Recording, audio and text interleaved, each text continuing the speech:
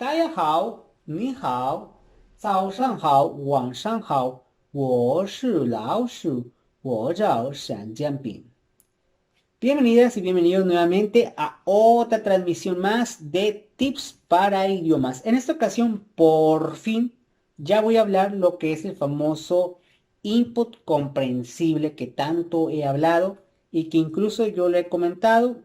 Tengo poco de haberlo descubierto. Esta metodología podríamos llamarlo metodología de aprender idiomas. Me hubiera gustado que cuando yo empecé con nivel 1 de chino, en la universidad me hubiera dicho el maestro, hagan input comprensible, pero no, nunca nos lo mencionaron. Desconozco si a lo mejor tampoco el maestro lo sabía. Entonces, tengo poco tiempo de haberlo descubierto y la verdad creo que estoy mejorando en la parte más auditiva o en la parte más, digamos, de expresión oral. Creo que la mayoría de las personas que estudiamos chino mandarín, creo yo, que la mayoría se les va a facilitar más de alguna manera escribirlo, de alguna manera aprenderse caracteres. ¿Por qué? Porque creo yo que la mayoría sería más fácil al momento de hacer planas. Sin duda en chino mandarín sí es necesario hacer planas, obviamente al principio, mientras que empiezas a dominar el carácter y la forma en cómo hace los trazos. Recuerden que es otra, digamos, otra cosa que tenemos que entender. Los caracteres llevan trazos, no es como lo vemos, tiene sus formas. Si lo haces mal, se va a ver mal el carácter. Entonces, con el input comprensible nos va a ayudar también a, ya sabiendo todos los caracteres o ir aprendiendo los caracteres, saberlos en qué momento se utilizan, obviamente en audio, cuando vemos una película o vemos una serie. Prácticamente el input comprensible es eso.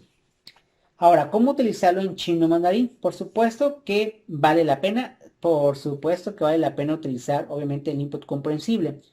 Tal vez la desventaja que tenemos a lo mejor que obviamente, por ejemplo en Netflix, no todo el contenido va a tener subtítulos obviamente en chino, pero sí va a haber, o te vas a encontrar con películas que tienen audio obviamente chino mandarín, que recomiendo verlo aun cuando no tengan subtítulos.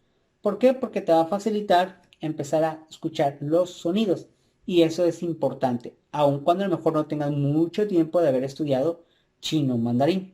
Por lo cual yo sí lo recomendaría como una herramienta importante el input comprensible. Y no solamente en chino mandarín, puedes utilizarlo en otros idiomas. Por ejemplo, yo en lo particular lo estoy utilizando ahorita también el input comprensible en lo que es en italiano y portugués.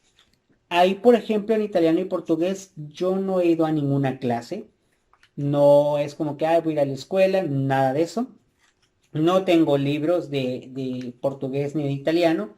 Ahorita me la estoy llevando con aplicaciones que, bueno, ustedes saben que yo utilizo Busuu. Lo utilizo como una información adicional. Una información adicional y más como una forma de entretenimiento, porque realmente Busuu es más como entretenimiento. Lo haces a tu ritmo, lo haces a tu tiempo y empiezas a tener lecciones y poco a poco vas a ir como igual aprendiendo. Posteriormente, si Busuu lo sumas con otras cosas, como por ejemplo el input comprensible, pues es mucho mejor, porque le sacas más provecho. Así como si de alguna manera tú tienes la oportunidad de ir a una escuela, podrías sacarle provecho. Tal vez no siempre es lo ideal dependiendo del idioma, pero en el caso de chino mandarín, pues lo había comentado, sin duda vale la pena que sí vayas a una escuela en nivel 1 al menos, o en el HSK1 por así decirlo. Ahora, el input comprensible, prácticamente en qué consiste, pues eso, simplemente poner audio original, subtítulos originales o en su idioma y posteriormente, si tienes más tiempo, puedes volver a ver la serie en su audio original sin subtítulos. Ahora, ¿qué va a pasar con respecto al estar viendo esta metodología en tu idioma? Sobre todo en chino mandarín. Probablemente si eres nuevo, tienes poco tiempo, al momento de ver una película, una serie, un programa, probablemente digas, no, de plano no entiendo nada, o sea, no entiendo nada.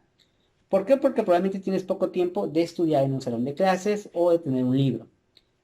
Pero ese poco tiempo que dices, no, es que estoy poniendo el tiempo porque no lo entiendo, es bueno no entenderlo al principio. Eso significa que no sabes nada, pero que vas a adquirir poco a poco algunas palabras que estás escuchando y las puedas reproducir, a lo mejor en un momento dado. Entonces, ¿de que funciona el input comprensible? Yo creo que sí funciona. creo que es para la mayoría de la gente o es la forma en cómo debería de ser la gente el estudio. En el caso de chino mandarín, ayuda muchísimo. Y sobre todo porque ponen los caracteres, pues es mucho mejor porque los vas identificando. Aunque a lo mejor la frase en sí completa no la logras a lo mejor entenderla.